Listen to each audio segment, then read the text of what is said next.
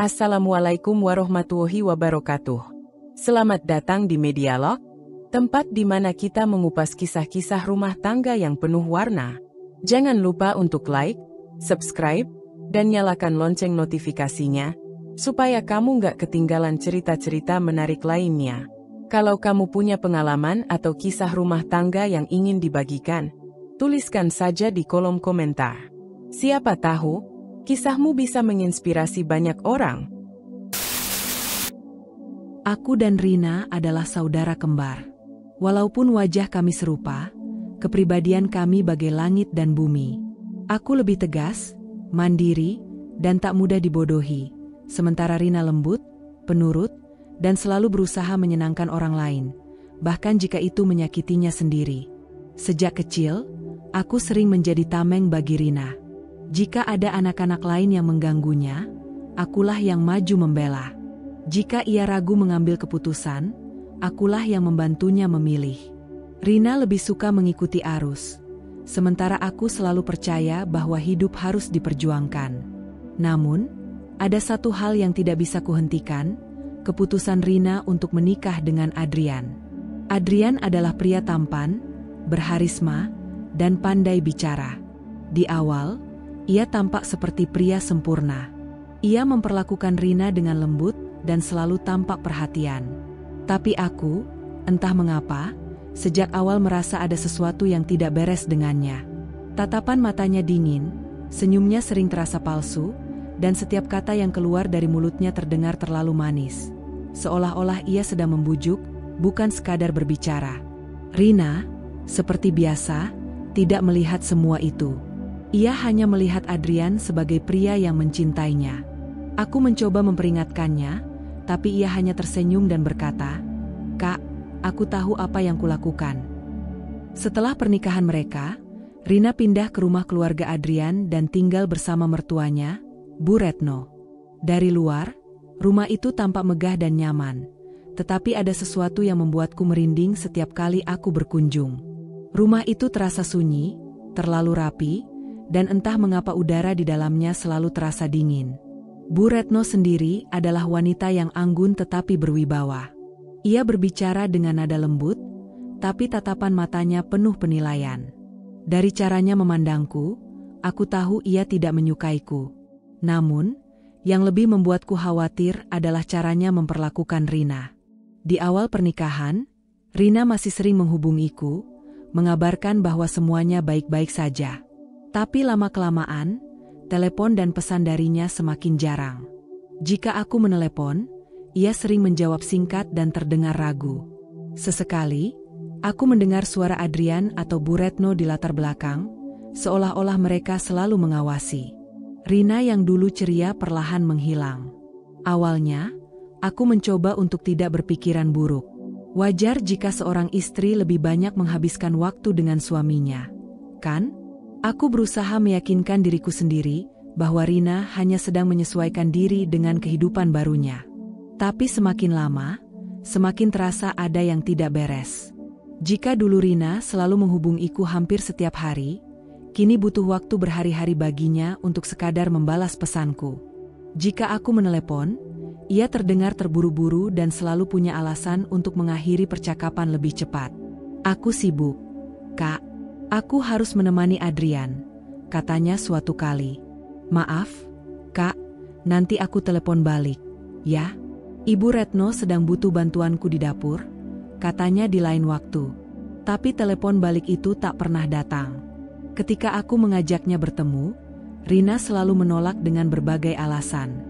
Jika bukan karena Adrian, pasti karena mertuanya, atau karena ia merasa lelah. Aku tahu Rina bukan tipe orang yang suka menghindar, tapi kali ini terasa berbeda.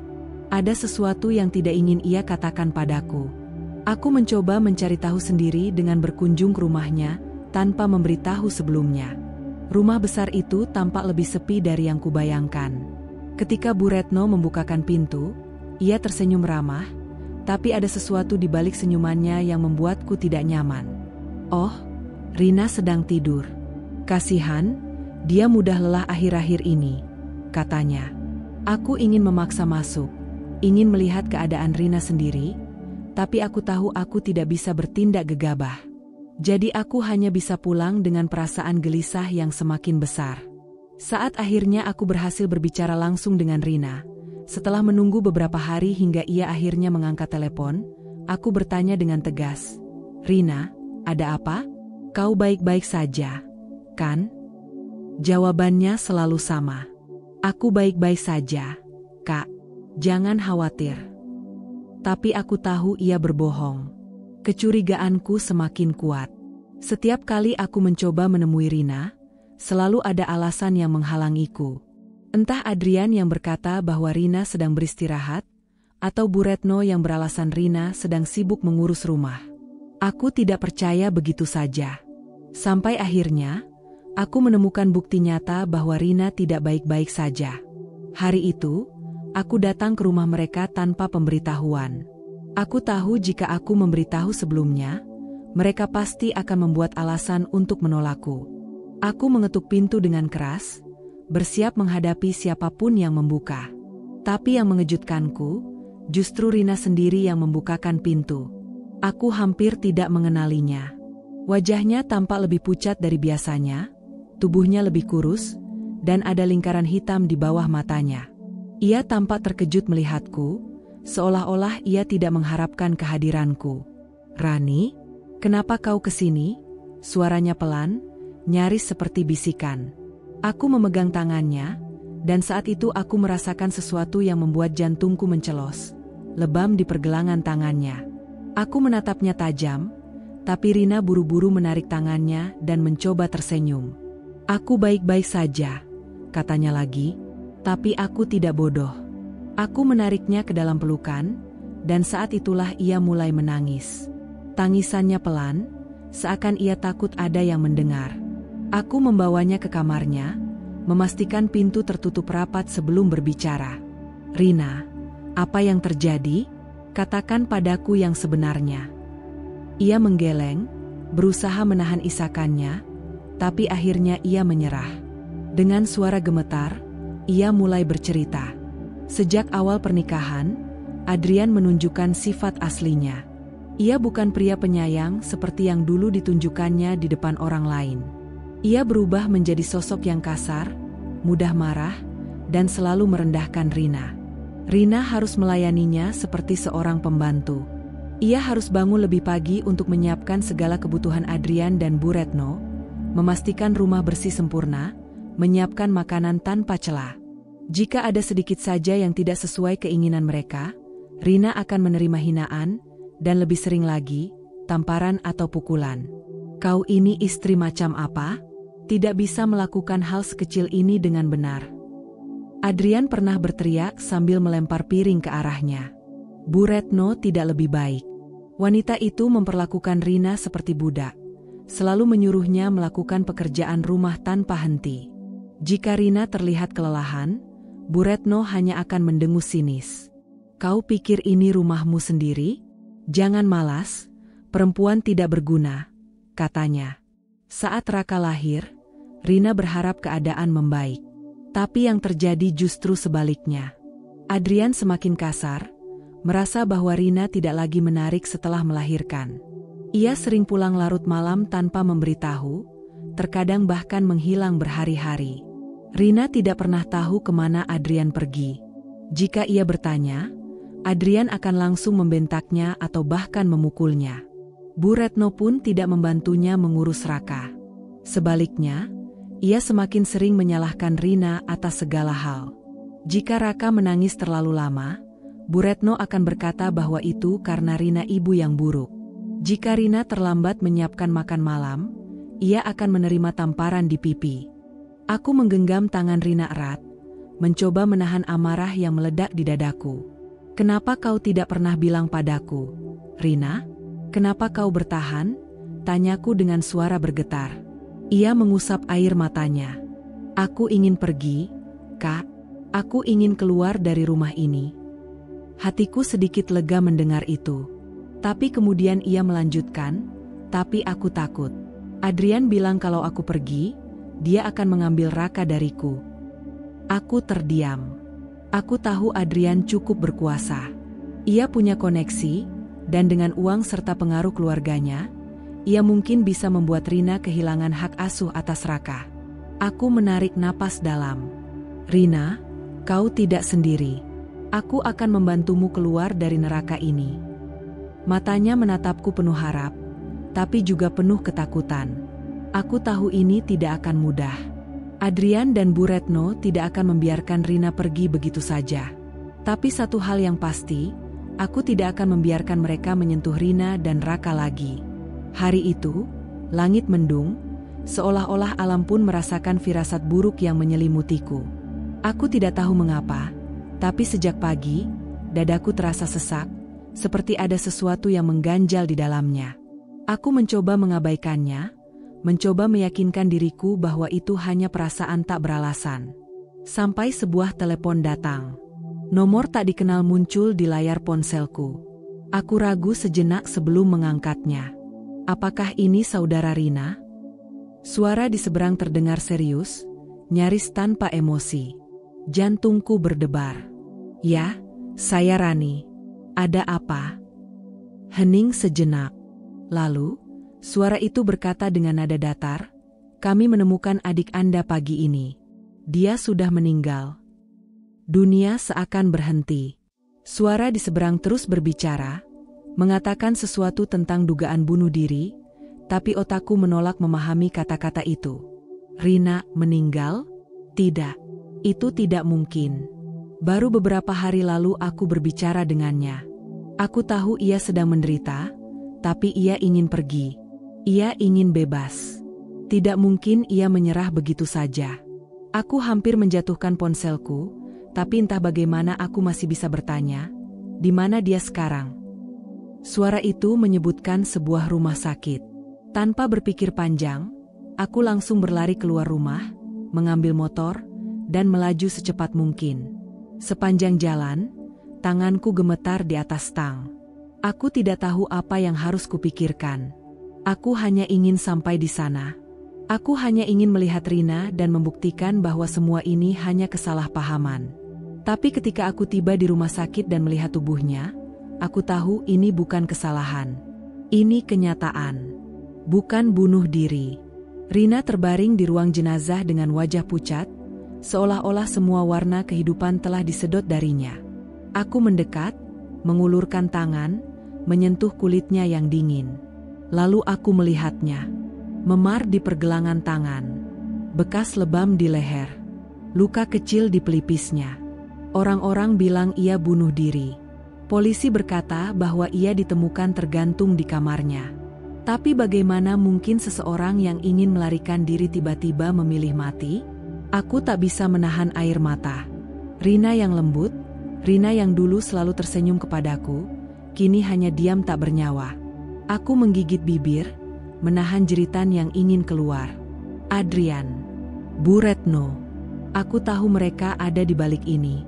Aku tahu ini bukan sekadar bunuh diri. Ini pembunuhan. Aku mengusap air mata dengan kasar. Rasa sakit di dadaku berubah menjadi sesuatu yang lain. Amarah. Aku bersumpah. Aku tidak akan membiarkan kematian Rina berlalu begitu saja. Aku akan mencari tahu apa yang sebenarnya terjadi. Dan aku akan membalaskan dendamnya. Setelah pemakaman Rina, aku tidak pernah merasa begitu kosong dan marah dalam hidupku. Dunia ini terasa begitu tidak adil, dan setiap detik yang berlalu hanya memperburuk rasa sakit di hatiku. Tapi rasa sakit itu tak cukup. Aku membutuhkan lebih dari sekadar keadilan. Aku butuh balas dendam. Aku sudah membuat keputusan. Aku akan mengambil alih identitas Rina.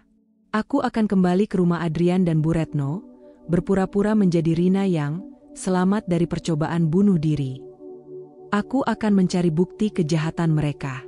Aku akan menghancurkan hidup mereka seperti mereka telah menghancurkan Rina. Mereka akan menanggung semua yang telah mereka lakukan, dan tidak ada yang bisa menghentikanku. Malam itu, aku mengunci diri di kamar dan mulai merencanakan semuanya dengan cermat. Rina dan aku memang kembar, tapi ada perbedaan yang mencolok antara kami. Rambut, gaya berpakaian, dan cara kami berbicara.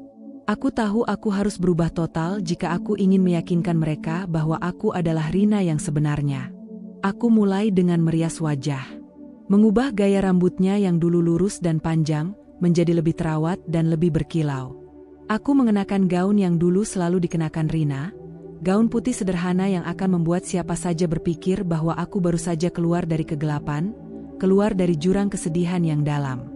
Aku melatih diri berbicara dengan suara lembut, meniru cara Rina mengungkapkan dirinya, meski hati ini berdebar setiap kali aku berlatih di depan cermin. Ini bukan sekadar meniru penampilannya. Aku harus meniru perasaan dan kerentanannya, harus membaur dengan karakter yang sudah dibentuk oleh Adrian dan Bu Retno selama ini. Beberapa hari setelahnya, aku siap. Aku meninggalkan rumah dengan langkah mantap dan menuju rumah mereka. Rumah yang dulu terasa nyaman, kini hanya tampak seperti penjara yang gelap. Rumah itu tak lagi milik Rina. Itu adalah rumah dari seorang wanita yang telah hilang, dan aku yang akan menggantikannya. Kembali ke neraka. Saat aku tiba di depan rumah, semua rasa takut dan keraguan yang sempat muncul hilang begitu saja. Aku sudah memutuskan. Aku tidak akan mundur. Aku mengetuk pintu. Setiap detik yang berlalu seperti bertambah berat, dan ketika pintu terbuka, wajah Bu Retno muncul di depan mata. Untuk sesaat, ia menatapku dengan mata penuh kebingungan, sebelum senyum tipis muncul di bibirnya. "Rina, kamu? Kenapa kau kembali?" Suaranya dipenuhi keheranan, tapi ada sesuatu dalam tatapannya yang membuatku merinding. Seolah ia tahu ada yang berbeda, tapi ia tak bisa menjelaskan apa. Aku menatapnya dengan senyum yang aku harap terlihat meyakinkan. "Aku baik-baik saja, Bu." Aku berbicara dengan suara yang lebih lembut dari biasanya, meniru Rina dengan sempurna. Bu Retno menatapku dalam diam sejenak. Mungkin mencoba mencari tahu apakah ini benar-benar Rina, tapi akhirnya ia mengangguk pelan dan memberi jalan. "Masuklah, Rina. Adrian pasti senang melihatmu." Begitu aku melangkah masuk, aku melihat rumah ini dengan cara yang berbeda. Setiap sudutnya terasa asing, penuh dengan kenangan yang tidak seharusnya ada. Di ruang tengah, Adrian sedang duduk dengan tatapan kosong. Begitu melihatku, matanya menyipit, seperti sedang berusaha memproses kenyataan bahwa aku kembali. "Kau?" Suaranya terhenti sejenak, dan aku bisa melihat kebingungannya. Ia melangkah mendekat, memeriksa wajahku dengan cermat, seolah mencari celah yang bisa membuktikan bahwa aku bukanlah Rina. Aku tetap tenang, mencoba meniru sikap Rina yang selalu sabar dan lembut. "Ya, aku ingin tinggal di sini lagi." Adrian tidak mengatakan apa-apa, hanya memandangi wajahku dengan intens. Aku bisa merasakan kecurigaannya mulai tumbuh, tapi ia tidak bisa menunjukkannya. Bu Retno tampaknya tidak terlalu curiga. Ia malah tersenyum, meski senyum itu tidak bisa menutupi ketegangan yang aku rasakan di udara. Aku tahu mereka mulai ragu, tapi mereka tidak tahu apa yang aku rencanakan. Mereka tidak tahu bahwa aku telah berencana untuk menggali setiap kebenaran yang tersembunyi di rumah ini. Aku tidak akan berhenti sampai aku mendapatkan bukti yang akan menghancurkan kehidupan mereka. Dengan hati yang penuh ambisi dan tekad, aku mulai menyusun langkah-langkahku. Aku akan menemukan semua yang mereka sembunyikan. Dan kali ini, aku akan memastikan bahwa mereka yang akan jatuh, bukan aku. Hari-hari pertama setelah aku kembali ke rumah ini, penuh dengan ketegangan yang hampir tak tertahankan. Bu Retno, meskipun terlihat senang melihatku, mulai memperlakukanku dengan cara yang sangat berbeda. Seperti yang kutakutkan, ia mulai memanfaatkanku. Aku diperlakukan seperti pembantu rumah tangga, dipaksa untuk melaksanakan pekerjaan yang tak ada habisnya, tanpa sedikit pun rasa belas kasihan. Seharusnya, aku bisa menghindarinya. Seharusnya, aku bisa melawan.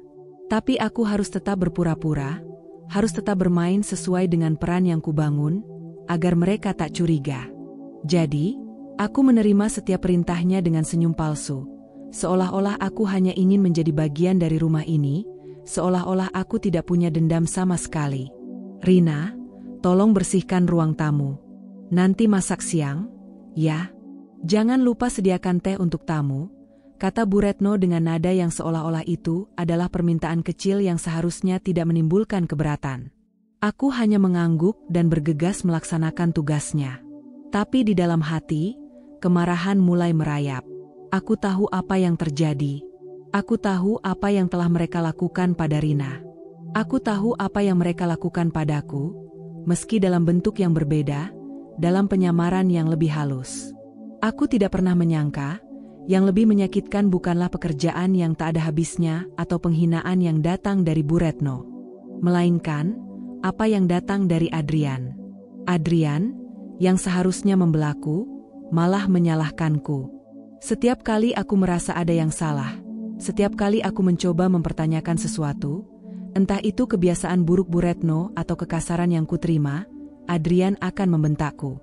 Bahkan, tidak jarang ia mengeluarkan sumpah serapah yang menyakitkan. "Kau ini kenapa, Rina? Jangan sok tahu." Ia akan berteriak, mengarahkan kata-katanya padaku dengan penuh kebencian. Aku mencoba menahan amarah dan air mata yang hampir keluar, menjaga wajahku tetap tenang. Aku harus kuat. Aku harus bertahan. Meskipun setiap kata yang keluar dari mulutnya terasa seperti duri yang menusuk jantungku. Ada satu kejadian yang membuat aku semakin yakin bahwa Rina tidaklah salah. Setiap kali Adrian membawa perempuan lain ke rumah, Bu Retno menyambut mereka dengan ramah, seakan itu hal yang biasa. Mereka tertawa, berbicara santai, seperti tak ada yang aneh. Aku merasa tubuhku tercekik setiap kali perempuan itu tersenyum lebar, menerima sambutan hangat dari Bu Retno, sementara aku hanya diam di sudut ruangan, merasakan betapa rapuhnya hatiku. Pada satu kesempatan, aku tidak bisa lagi menahan diri. Aku tidak tahu apa yang lebih buruk, melihat mereka berdua tertawa dan berpura-pura tidak ada yang salah, atau mengetahui bahwa mereka berpikir aku akan menerima semua ini tanpa berkata apa-apa. Aku mendekatkan diri mereka, menatap Adrian yang sedang duduk dengan perempuan lain itu. "Adrian, apa yang kau lakukan ini? Apa kau tak merasa malu?" Tanyaku dengan suara keras, meskipun hatiku bergetar.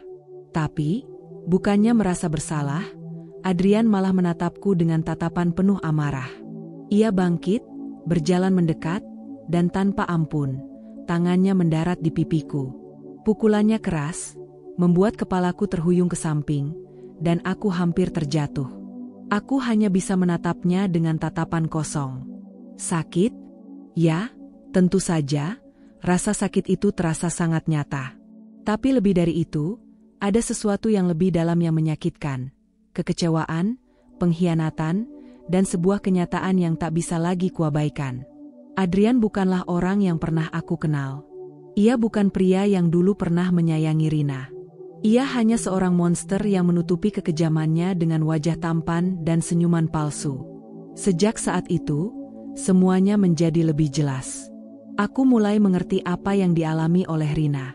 Setiap pukulan, setiap hinaan, setiap perlakuan kejam yang ia terima, semuanya datang dari orang yang seharusnya melindunginya.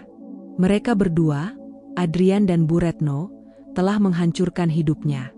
Mereka telah mengubah Rina menjadi bayangan dirinya yang dulu. Dan aku tahu, aku tidak bisa lagi diam. Aku harus menghentikan mereka, apapun yang terjadi. Aku harus melawan, bukan hanya untuk diriku, tetapi untuk Rina, untuk kebebasan yang seharusnya ia miliki, untuk keadilan yang tak pernah ia dapatkan. Saat aku kembali menatap Adrian dengan tatapan penuh kebencian, aku tahu satu hal pasti, aku akan menghancurkan hidupnya, sama seperti yang telah ia lakukan pada Rina. Setelah kejadian itu, aku tahu sudah saatnya aku mulai bergerak dengan lebih hati-hati. Adrian mungkin merasa superior. Mungkin ia merasa aman dalam kehidupan barunya bersama perempuan-perempuan lain yang ia bawa pulang, serta ibu yang selalu membelanya. Tapi aku juga tahu satu hal, kepercayaan diri mereka sangat rapuh. Mereka hanya merasa aman karena mereka belum melihat siapa aku sebenarnya. Belum menyadari bahwa aku bukan Rina yang dulu. Aku mulai mempermainkan emosi Adrian. Perlahan, aku mulai menanggapi setiap kata yang ia ucapkan dengan lebih berani, bahkan melebihi keberanian yang pernah dimiliki Rina. Aku tahu betul bagaimana cara menyentuh titik-titik sensitifnya, membuatnya percaya bahwa Rina, Yang ada di hadapannya bukanlah sosok lemah yang dulu. Tiap kali ia mencoba mengaturku, aku mulai melawan dengan sikap tenang. Tidak seperti Rina yang dulu selalu patuh dan diam. Aku sering menatapnya dalam diam, membiarkan ketegangan itu membesar. Sesekali, aku membiarkan kata-kata kasar meluncur dari mulutku, mengingatkan Adrian bahwa ia bukan satu-satunya yang berhak menentukan jalan hidupku. Aku bisa melihat ketegangan di matanya, dan itu membuatku tahu bahwa ia mulai merasakan ancaman. Ia mulai menyadari bahwa aku bukan Rina yang ia kenal, dan itu membuatnya bingung, takut akan kehilangan kendali. Namun, tidak cukup hanya dengan itu. Aku harus memanfaatkan lebih banyak lagi ketegangan yang ada di antara Adrian dan Bu Retno. Ada sesuatu yang bisa aku manfaatkan untuk mengadu domba mereka, dan aku akan melakukannya. Aku mulai dengan memperhatikan setiap interaksi antara Adrian dan Bu Retno dengan cermat. Mereka, meskipun terlihat sangat dekat di luar, sesungguhnya memiliki ketegangan yang tidak terlihat. Bu Retno adalah seorang ibu yang sangat protektif terhadap anak laki-lakinya. Dia merasa bahwa tidak ada yang lebih baik untuk Adrian selain dirinya sendiri. Sementara Adrian, meskipun terlihat menuruti ibunya, sebenarnya semakin marah dengan pengaruh Bu Retno dalam hidupnya. Mereka berdua tidak seharmonis yang terlihat.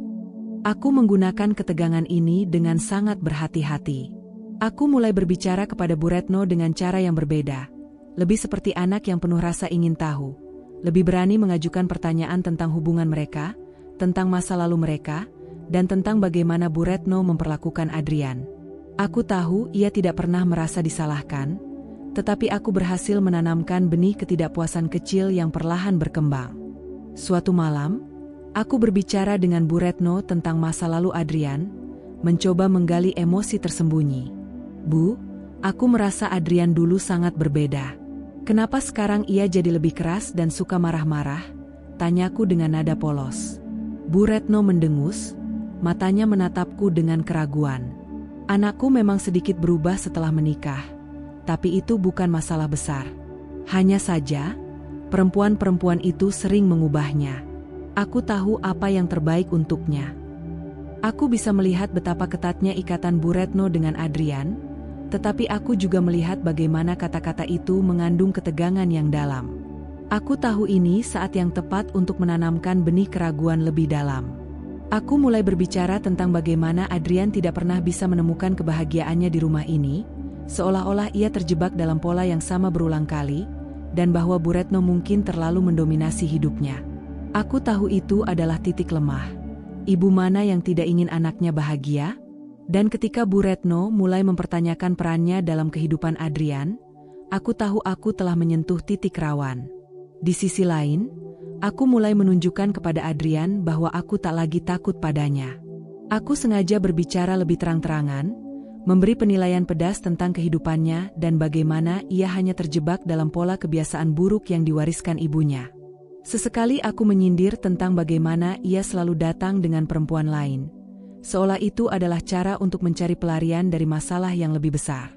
Adrian mulai terlihat semakin cemas. Ia mulai mendekatiku lebih sering, mencoba meredam perasaan ketidaknyamanannya, tetapi aku tahu persis cara untuk menjauhinya. Aku bermain dengan emosinya, membiarkan rasa curiga dan kebingungan menguasainya. Setiap kali ia mencoba mengendalikan percakapan, aku justru semakin menjauhkan diri. Aku membuatnya merasa seperti ia kehilangan kendali. Kombinasi dari perubahan sikapku terhadapnya dan kata-kata yang aku tanamkan pada Bu Retno, membuat mereka berdua terjebak dalam ketegangan yang semakin membesar. Aku mulai mendengar suara-suara tak sedap, adu mulut antara mereka. Bu Retno mulai mempertanyakan keputusan Adrian, bertanya-tanya mengapa ia selalu membiarkan perempuan-perempuan lain masuk dalam hidup mereka sementara ia tidak pernah bahagia. Adrian semakin merasa terpojok, seolah-olah ia harus memilih antara ibunya dan dirinya sendiri. Aku tahu, ini adalah saat yang tepat. Semua yang aku lakukan, setiap langkah yang kuambil, bertujuan untuk menghancurkan fondasi kebohongan yang mereka bangun. Adrian mulai merasakan perasaan yang sangat familiar, ketakutan akan kehilangan kontrol. Ia mulai terguncang, semakin cemas, dan aku tahu, saat itu, ia akan mulai mengambil langkah desperat untuk mengembalikan kekuasaannya. Tetapi itu hanya akan memperburuk keadaan. Aku sudah siap untuk memanfaatkannya. Hari-hari yang berlalu sejak aku mulai memainkan perananku di rumah ini, semakin mendalam dan penuh ketegangan. Setiap langkah yang aku ambil, setiap kata yang aku ucapkan, semakin mendekatkanku pada tujuan yang sudah kupasang, untuk menghancurkan hidup Adrian dan Bu Retno. Mereka berdua mungkin berpikir bahwa aku hanyalah Rina yang telah kembali dengan sikap lebih tegas dan sedikit lebih berani, tetapi mereka tidak tahu betapa berhati-hatinya aku merencanakan setiap gerakan. Kini, saatnya untuk membuka tabir gelap yang mereka sembunyikan begitu lama. Aku tahu mereka tidak akan pernah mengaku, tapi aku akan menemukan bukti yang tak terbantahkan, bukti yang akan membuat semuanya runtuh. Aku harus mencari bukti kekerasan yang terjadi di rumah ini, kekerasan yang sudah lama terpendam dalam-dalam, dan aku harus membuktikan keterlibatan mereka dalam kematian Rina. Aku sudah memiliki insting yang kuat, tetapi aku membutuhkan bukti fisik, sesuatu yang bisa membuat mereka tak bisa lagi melarikan diri dari kenyataan. Aku mulai memeriksa setiap sudut rumah dengan hati-hati, mencatat hal-hal kecil yang mungkin terlupakan oleh mereka. Beberapa kali aku menyelinap ke kamar Adrian dan Bu Retno, mencari bukti-bukti yang tersisa, apakah itu foto, dokumen, atau barang-barang yang bisa memberi petunjuk tentang apa yang sebenarnya terjadi. Bu Retno sering menyimpan segala sesuatu dengan sangat rapi, tetapi aku tahu ada tempat-tempat yang ia anggap aman, tempat-tempat yang jarang ia periksa, tempat-tempat yang mungkin saja bisa menyimpan rahasia yang sangat berharga. Suatu sore, ketika Adrian pergi bekerja dan Bu Retno sedang berada di pasar, aku memutuskan untuk menggeledah ruang kerja Adrian. Ruangan itu tampaknya selalu rapi, tetapi aku tahu ada sesuatu yang tersembunyi. Begitu aku membuka laci mejanya, aku menemukan beberapa dokumen yang tertumpuk rapi. Aku membuka satu persatu dengan hati-hati, dan mataku tertuju pada sebuah surat yang menyebutkan sesuatu tentang keamanan finansial, yang tampaknya ditujukan kepada seseorang yang tidak aku kenal. Namun, yang paling mengejutkan adalah sebuah dokumen lain yang berisi nama rumah sakit dan prosedur medis yang tidak biasa. Prosedur medis yang tampaknya tidak pernah dijelaskan dengan jelas. Ada catatan tentang kondisi fisik seseorang, yang kutebak adalah milik Rina. Aku terdiam sejenak, mencerna apa yang baru saja kutemukan. Catatan medis itu jelas menunjukkan bahwa Rina pernah dirawat di rumah sakit. Tetapi apa yang lebih mencurigakan adalah pencatatan tentang cedera yang tidak bisa dijelaskan, cedera yang seharusnya tidak pernah terjadi dalam kehidupan sehari-hari. Semua ini mengarah pada satu kesimpulan yang mengerikan. Rina mungkin telah mengalami kekerasan yang sistematis, yang disembunyikan oleh Adrian dan Bu Retno. Kertas-kertas itu bukan hanya bukti kekerasan fisik yang selama ini mereka sembunyikan, tapi juga petunjuk bahwa mereka telah merencanakan sesuatu yang lebih gelap. Mungkin mereka terlibat dalam kematian Rina. Aku harus segera mencari bukti lebih lanjut. Setelah meletakkan kembali semua dokumen, aku melangkah keluar dari ruang kerja Adrian dan menuju ke kamar tidur utama. Di sana, aku membuka lemari pakaian Bu Retno, yang biasanya penuh dengan barang-barang rapi dan terorganisir. Namun, di sudut tersembunyi, aku menemukan sebuah kotak kayu kecil yang tampak sudah lama tak terjamah. Kotak itu terkunci, tetapi dengan sedikit usaha, aku berhasil membuka kuncinya. Di dalamnya, aku menemukan foto-foto lama yang menunjukkan Rina dalam berbagai keadaan. Beberapa tampak ceria, beberapa terlihat terluka. Ada satu foto yang sangat mencolok. Foto Rina dengan mata yang tampak memar, mengenakan pakaian yang tidak biasa untuknya. Mataku tidak bisa berpaling dari gambar itu. Aku tahu, saat itu, bahwa Rina telah mengalami sesuatu yang jauh lebih buruk daripada yang aku bayangkan. Ia tidak hanya diperlakukan dengan kejam oleh Adrian dan Bu Retno, tetapi mereka telah berusaha untuk menutupi segalanya, bahkan sampai memanipulasi bukti dan kenyataan. Aku mulai merasa ada beban yang lebih besar di pundakku. Tidak hanya bukti kekerasan fisik yang telah aku temukan, tetapi ada sesuatu yang lebih dalam, sesuatu yang lebih mengerikan. Aku harus menemukan lebih banyak informasi untuk memastikan bahwa ini bukan hanya kebetulan. Aku harus mencari bukti yang menghubungkan Adrian dan Bu Retno dengan kematian Rina. Pada malam yang sama, Aku berhasil menemukan salinan laporan polisi yang mencatat penyelidikan awal atas kematian Rina. Laporan itu menyebutkan bahwa penyebab kematian Rina adalah bunuh diri. Namun ada satu kalimat yang membuatku merinding, tanda-tanda kekerasan fisik yang tidak biasa ditemukan di tubuh korban. Itu adalah petunjuk pertama yang jelas. Semua yang aku temukan sebelumnya sekarang memiliki arti yang lebih besar. Mereka tidak hanya menutupi kekerasan yang terjadi selama bertahun-tahun, tetapi mereka mungkin telah berperan dalam kematian Rina. Setiap bukti yang aku temukan, setiap jejak yang aku gali, semakin memperkuat tekadku. Aku tahu aku hanya tinggal selangkah lagi untuk menemukan kebenaran yang sebenarnya. Mereka mungkin sudah lama melarikan diri dari hukum, tetapi aku tidak akan membiarkan mereka lolos kali ini. Adrian dan Bu Retno harus membayar atas apa yang telah mereka lakukan pada Rina, dan aku akan memastikan mereka tidak bisa menghindar lagi. Keputusan telah dibuat. Aku sudah terlalu jauh untuk mundur. Mereka akan menghadapi hukuman yang pantas atas kejahatan mereka, dan aku akan menjadi orang yang membawa mereka ke hadapan keadilan. Setelah aku berhasil mengumpulkan bukti-bukti yang tak terbantahkan, saatnya untuk langkah berikutnya. Memastikan bahwa Adrian dan Bu Retno tidak bisa lagi bersembunyi di balik kebohongan mereka. Aku tahu mereka berdua merasa nyaman, merasa aman dalam dunia mereka yang penuh dengan manipulasi dan kekerasan tersembunyi. Mereka berpikir bahwa mereka bisa mengendalikan segalanya, termasuk aku. Tapi mereka tidak tahu bahwa aku sudah merencanakan sesuatu yang jauh lebih besar. Aku sudah memutuskan. Aku harus memancing Adrian untuk melakukan kekerasan sekali lagi, kali ini di depan kamera tersembunyi. Aku tidak hanya membutuhkan bukti kekerasan fisik, tetapi aku juga butuh momen yang tak bisa mereka bantah, bukti yang bisa diputarbalikkan untuk mengungkap kebohongan mereka pada dunia. Aku tahu, untuk mencapai itu, aku harus membuat Adrian merasa seolah-olah ia masih memiliki kontrol penuh. Aku harus mengingatkan dia akan kekuasaannya. Lalu aku akan menarik karpet dari bawah kakinya begitu dia merasa nyaman. Aku harus memanipulasi situasi, mengarahkannya pada tindakan yang membuatnya terbuka, seperti predator yang terperangkap dalam jebakan. Hari-hari berikutnya, aku mulai mengatur segala sesuatunya. Aku memperbaiki penampilanku, berpura-pura lebih menuruti perintah mereka. Aku tahu jika aku terlalu agresif, Adrian akan curiga dan lebih berhati-hati. Aku harus membuatnya merasa aman, seolah-olah aku tidak lagi mengancam. Jadi, aku mulai melunak. Aku menuruti sebagian besar permintaannya dengan senyum yang terpaksa, memastikan bahwa aku tidak menarik perhatian terlalu banyak.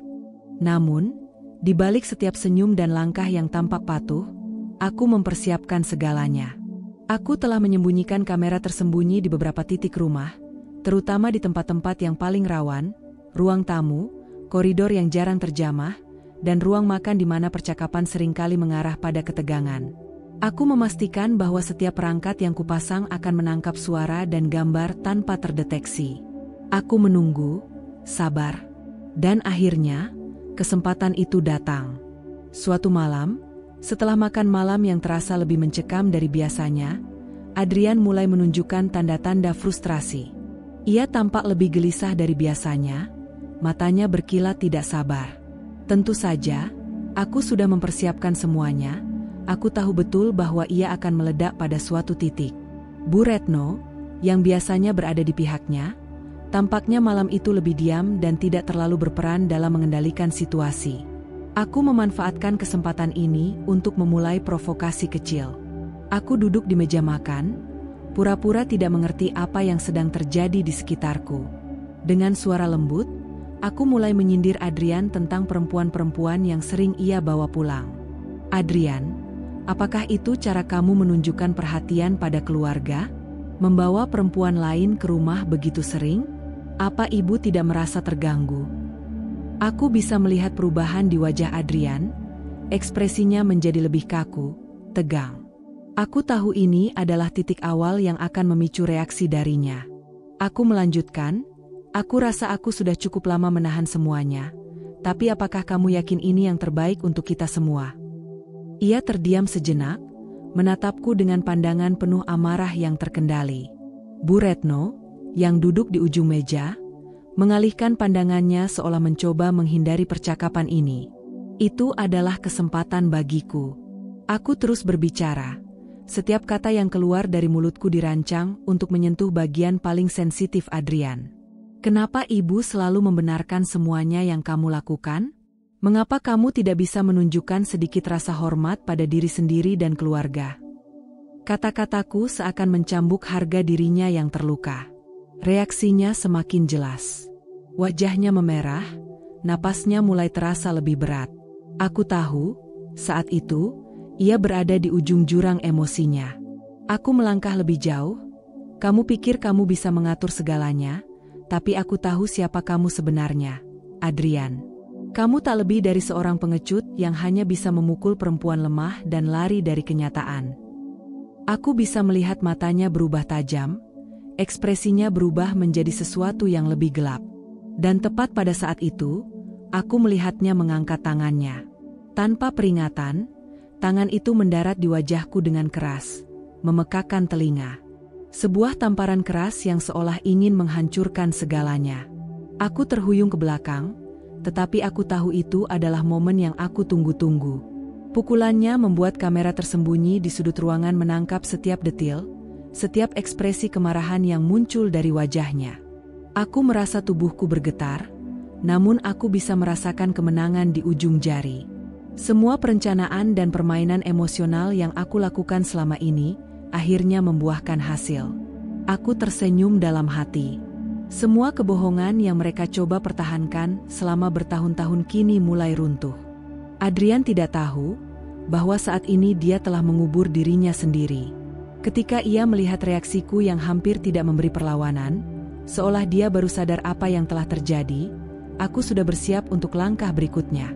Aku tidak takut padanya. Di hadapannya, aku tak akan pernah lagi menjadi Rina yang takut pada apa yang dia lakukan. Tidak lagi. Sekarang, semua telah terekam dengan jelas, dan ini hanya permulaan. Aku diam di tempat, menahan air mata, sambil memastikan setiap detail kekerasan ini tercatat dengan sempurna. Ketika saatnya tiba, aku akan mengungkapkan semuanya pada dunia. Mereka tidak bisa lagi bersembunyi. Dan aku, dengan tenang, akan menyaksikan mereka terperangkap dalam jaringan kebohongan dan kekejaman yang telah mereka buat. Segalanya berubah dalam semalam. Setelah segala persiapanku, akhirnya aku mengirimkan bukti-bukti yang selama ini aku kumpulkan kepada pihak berwajib.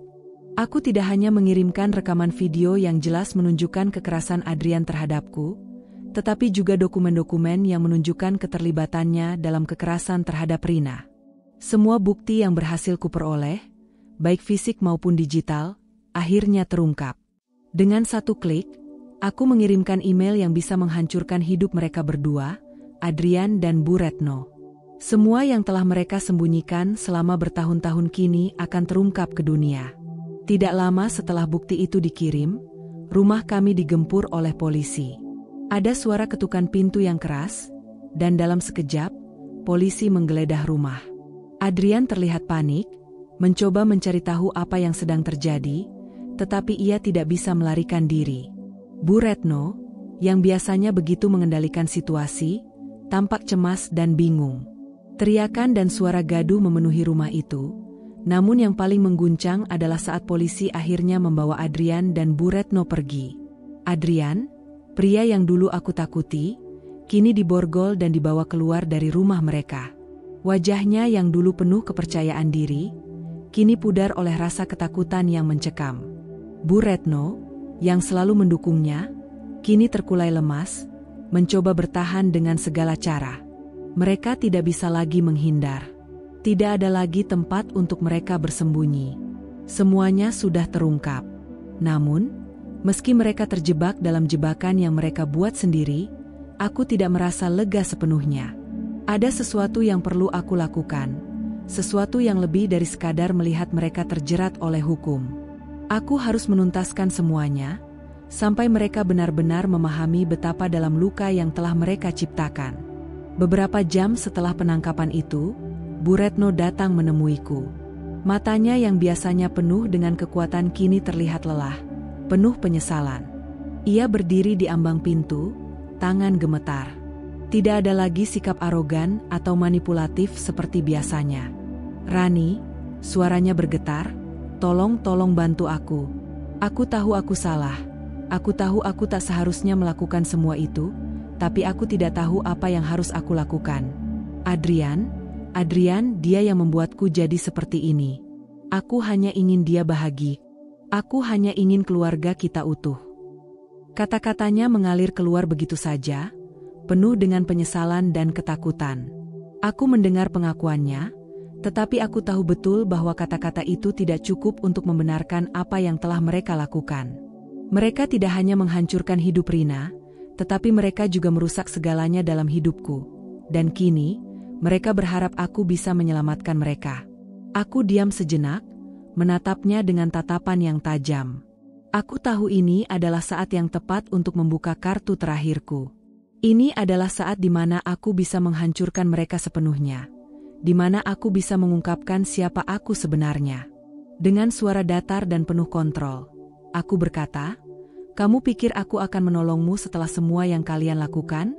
Setelah kalian membunuh Rina, dan aku harus melihat semua itu terjadi, dan diam dalam kegelapan? Bu Retno, kamu salah. Aku bukan Rina. Aku adalah Rani, kembarannya." Kata-kataku menggema di ruangan itu, dan seketika Bu Retno terdiam. Wajahnya berubah pucat, ekspresinya yang kebingungannya semakin dalam. Ia tampak seperti kehilangan kata-kata, seolah-olah dunia di sekitarnya tiba-tiba runtuh. Aku melanjutkan dengan penuh ketegasan, "Rina yang kalian perlakukan dengan kejam, dia sudah meninggal. Dan aku yang berdiri di sini, di depanmu, bukanlah dia. Aku bukan Rina yang dulu kalian permainkan. Aku adalah kembarannya, Rani." Setiap kata yang keluar dari mulutku seperti pisau yang menusuk ke dalam hati Bu Retno. Ia mematung sejenak, matanya mulai berkaca-kaca. Mungkin ia berpikir bahwa ini adalah mimpi buruk. Mungkin ia berharap aku hanya berhalusinasi. Tetapi aku tahu, dalam hatinya, ia tahu aku berbicara kebenaran. "Apa maksudmu?" Suara Bu Retno hampir tak terdengar, penuh keputusasaan. "Rani, tapi kenapa? Kenapa kamu menyembunyikan ini dariku?" Aku menatapnya tajam, tidak ada rasa kasihan di mataku. "Karena aku ingin kalian merasakan apa yang telah kalian lakukan. Karena aku ingin kalian tahu betapa banyak penderitaan yang kalian ciptakan untuk Rina, dan sekarang giliran kalian yang membayar harganya." Bu Retno terisak, merasakan kehancuran di hadapannya. Ia jatuh berlutut di lantai, tangannya terulur ke arahku, mencoba meraih pengampunan yang tidak aku berikan. "Maafkan aku, Rani. Aku tidak tahu harus bagaimana. Aku menyesal. Aku terlalu terikat pada Adrian, aku terlalu buta untuk melihat apa yang sebenarnya terjadi. Tapi aku tidak tergerak. Aku tahu, meskipun ia menyesal, itu tidak akan pernah cukup. Rina sudah tiada. Semua yang mereka lakukan, kekerasan, manipulasi, pembunuhan, semuanya sudah terlambat untuk diperbaiki. Aku tahu, pada akhirnya, hanya satu hal yang bisa menebus semuanya, keadilan. Aku tidak akan memaafkan kalian, ujarku dengan tegas. Apa yang telah terjadi pada Rina tidak akan pernah bisa diubah. Kalian akan membayar atas apa yang kalian lakukan. Adrian dan Bu Retno mungkin berharap bahwa mereka bisa memanipulasi keadaan lagi, tapi aku sudah melewati titik itu. Mereka sudah kalah. Dan aku, dengan segala kekuatan yang kumiliki, akan memastikan mereka mendapatkan hukuman yang sepadan. Keadilan untuk Rina, untuk diriku, dan untuk semua yang telah mereka hancurkan. Setelah semua yang terjadi, aku tahu apa yang harus kulakukan. Tidak ada yang lebih penting bagiku sekarang selain memastikan bahwa Raka, putra Rina yang masih kecil, tidak akan pernah merasakan kekejaman yang sama seperti yang dialami oleh ibunya. Jika ada satu hal yang bisa kuberikan kepada Rina, itu adalah melindungi anaknya dari neraka yang telah dia alami. Aku tahu betapa pentingnya Raka bagi Rina. Meskipun ia masih sangat muda, ia adalah bagian terakhir dari jiwanya yang tertinggal di dunia ini. Dan aku, sebagai satu-satunya keluarga yang masih ada, akan menjadi pelindungnya. Aku mengajukan permohonan hak asuh Raka dengan penuh tekad. Dengan bukti-bukti kekerasan dan pengabaian yang telah kuperoleh, tak ada cara Adrian atau Bu Retno bisa menghalangi proses ini. Mereka tidak punya kuasa lagi, terutama setelah penangkapan mereka. Semua yang mereka coba lakukan untuk menggenggam kendali atas kehidupan Raka kini runtuh. Aku menghadapi pengadilan dengan kepala tegak. Aku tidak hanya berjuang untuk diriku sendiri, tetapi juga untuk masa depan Raka, yang tidak tahu apa yang telah terjadi pada orang tuanya. Aku memastikan bahwa bukti-bukti yang ada, termasuk rekaman kekerasan fisik dan psikologis terhadap Rina, serta laporan medis dan psikologis tentang dampaknya terhadap Raka, semuanya disampaikan dengan jelas. Tak ada ruang bagi kebohongan atau manipulasi lagi. Dan akhirnya, keputusan itu jatuh. Hak asuh Raka diberikan padaku.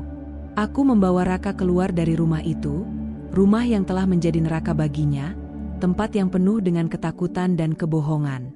Wajah kecilnya yang masih polos menatapku dengan penuh kepercayaan, dan aku tahu bahwa aku sudah melakukan hal yang benar. Aku berjanji padanya, dalam hatiku, bahwa ia tidak akan pernah lagi merasakan kekerasan atau ketakutan. Aku akan memberinya cinta dan perlindungan, jauh dari bayang-bayang masa lalu yang kelam. Membawa Raka ke tempat yang lebih aman, ke kehidupan yang lebih baik, adalah satu-satunya hal yang bisa kuberikan untuk menebus semua penderitaan yang telah terjadi. Aku akan memastikan bahwa ia tumbuh menjadi pribadi yang kuat, penuh kasih, tanpa pernah merasakan kekerasan yang pernah dirasakan ibunya. Namun, meskipun aku merasa lega dengan keputusan itu, hatiku tetap terikat pada satu hal, Rina. Tidak ada kata-kata yang bisa menggantikan kehilangan itu. Dan meskipun aku berhasil membawa keadilan untuk Rina, perasaan sakit dan kehilangan itu tetap membekas. Pada suatu sore, setelah semuanya selesai, aku pergi ke makam Rina. Langkahku terasa berat, seperti ada beban yang tak pernah bisa terlepas. Aku berdiri di depan batu nisan yang sederhana, di tengah keheningan yang mendalam. Hanya angin dan suara alam yang menemani. Aku menatap nama Rina yang terukir di sana, dan untuk sesaat, aku merasakan seolah-olah ia ada di dekatku, seperti ia sedang mengamatiku dari dunia lain. Mataku mulai berkaca-kaca, tetapi kali ini bukan hanya karena kesedihan. Aku merasa bahwa keadilan sudah ditegakkan. Rina, meskipun telah pergi, kini bisa tenang. Ia telah mendapatkan keadilan yang selama ini tertunda. Dengan suara yang hampir tak terdengar, aku berbicara pada makamnya, Rina, aku tahu kamu tidak bisa kembali, tapi aku berjanji pada kamu. Semua yang kamu alami, semua penderitaan yang kamu hadapi, tidak akan pernah sia-sia. Mereka akan membayar untuk semua yang mereka lakukan padamu. Dan aku akan menjaga Raka, aku akan memastikan dia tumbuh dengan penuh kasih, jauh dari segala kekejaman yang pernah kamu alami. Aku menghela napas, menenangkan diri, dan kemudian menundukkan kepala untuk memberi penghormatan terakhir.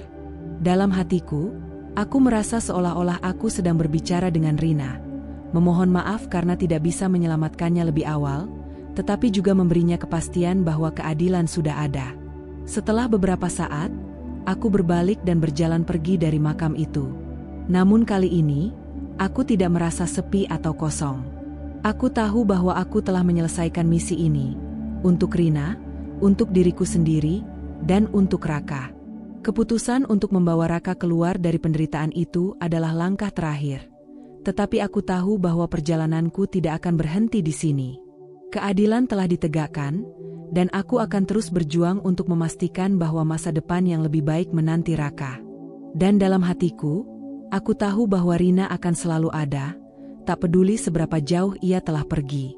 Aku sudah melakukan yang terbaik, dan itu adalah hal yang paling penting.